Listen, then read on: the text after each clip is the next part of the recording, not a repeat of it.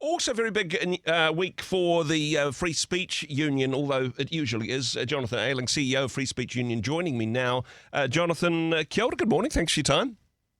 Good morning, Andrew. Let's start with some good news. That's what you want on a Monday morning. It's another record-breaking result for supporters of the Free Speech Union when it comes to pushing back on the proposed internet regulator. That's right. The Department of Internal Affairs was doing a fair bit of consultation around this from June last year, and we were the primary party working to draw attention to what was being proposed there and make some important arguments around keeping the public square open for that public dialogue. We thought the proposals that were being put forward there were going to be downright chilling in terms of the way people perceived their basic rights to be able to continue to engage in some of these really important conversations. And frankly, that's the last thing we need at the moment in terms of a more reason for people to feel like they need a self-censor. And so we actually gave DIA, if I can put it this way, a blood nose out of the gates.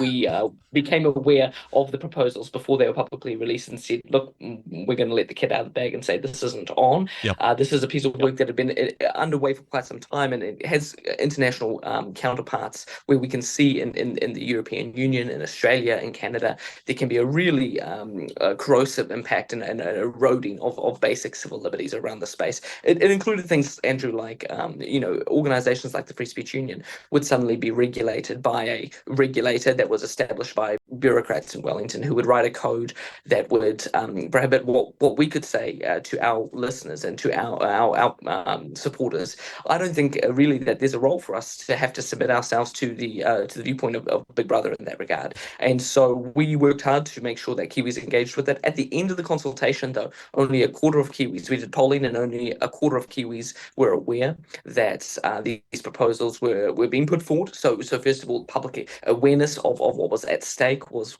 relatively low. Yet despite this, we believe this is the largest public consultation that's ever been held.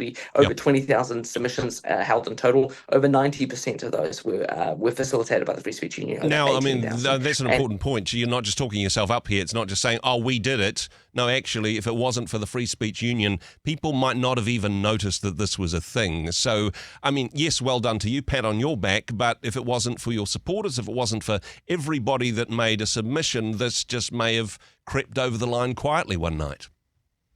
Andrew, that is exactly right. And, I had one of our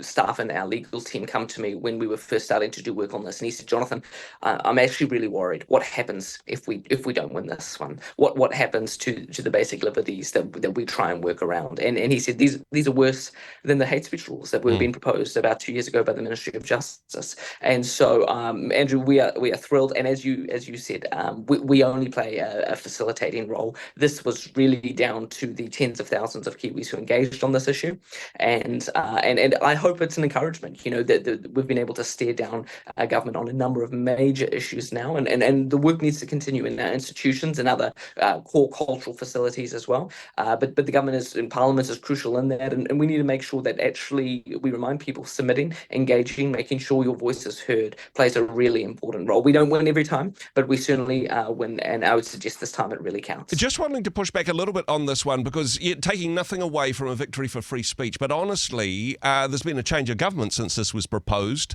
Is this just, the government changed, and like most policies of the previous government, the new coalition government thinks that all their ideas were bad ones? Would this have been pulled anyway without the submissions, just by a change of government? What's your thoughts? No, I don't think so. No, I would suggest that really in reality, you need both. And so it's to say that when there is an ideological agenda afoot, then I would suggest that individuals, will have a hard time pushing back against that, but it's not impossible. Of course, against the previous government, we still were successful in opposing some of that. I would also say that there's an element of this being reflected more broadly and the election results from last year. Of course, something to take into account is that as well. Nothing is a given though, and so there's a component to play there, but we've got to all do our part as well. There's such the important takeaway, I suppose, is that free speech is not only important, but we can have our say, and our say makes a difference. It's easy to be cynical and go, oh gosh, the tide's going the other way. What can one person do, but thousands of people speaking in unison have made a huge difference. This is what free speech is all about. This is why it's important. Jonathan, appreciate your time. Know you've got a busy week, but thank you for joining us on the program today. Thanks a lot, Andrew. Cheers. Hey, thanks very much for joining us in the Rhema studio. Thanks very much for watching the interview. It's kind of nice to have an audience, actually. And if you did like what you watched, then do give us a like, do give us the thumbs up. And if you'd like to see more interviews like that one, or perhaps even better, subscribe and those interviews will come straight to you. Don't forget to turn on your notifications, and we'll see you in the next one. Cheers.